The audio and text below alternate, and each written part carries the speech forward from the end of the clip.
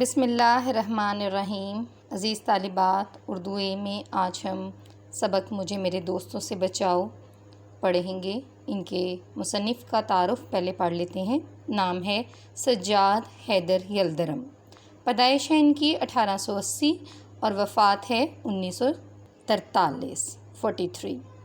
Sajjad Haider Yildirim کے جد امجد یعنی ان کے آباء و اجداد وسط ایشیا سے ہندوستان آئے۔ 1857 کی جنگ آزادی میں حصہ لینے کی پاداش میں یعنی ان کی وجہ سے ان سے جاگیریں چھن گئیں تو وہ ملازمت کی طرف آ گئے۔ یلدرم یو پی کے قصبے نہٹور ضلع بجنور میں پیدا ہوئے۔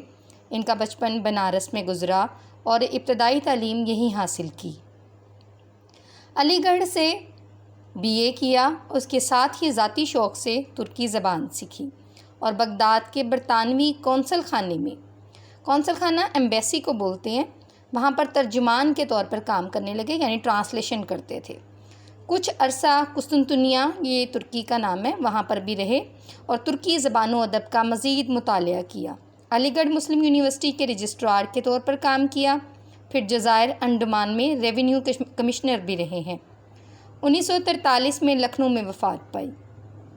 سجاد حیدر یلدرم صاحب طرز ادیب جو ہر پہلو پر لکھتا ہو ایسے مصنف تھے، مترجم، تراجم کرنے والے تھے اور شاعر بھی تھے۔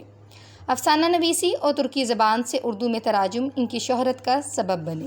ان کے افسانوں کے بیشتر خیالات و موضوعات ترکی ادب سے ماخوذ ہیں، یعنی وہاں سے لیے گئے ہیں۔ خیالستان بھی ان کے افسانوں کا مجموعہ ہے، اس میں رومانیت کا رنگ غالب ہے۔ رومانیت فطرت سے قریب ہونے کو کہتے ہیں اور یہ انشاء لطیف کا یعنی مضمون کا عمدہ نمونہ ہے۔ ان کی انشاء پردازی یعنی ان کی مضمون نگاری میں حصے مزاح بھی شامل ہے۔ آپ نے مجھے میرے دوستوں سے بچاؤ میں ان کے مصنف سجاد حیدر یلدرم کا تعارف اچھے طریقے سے یاد کرنا ہے۔ اگلے سبق کے ساتھ پھر ملیں گے۔ اپنا خیال رکھیے گا۔ اللہ حافظ۔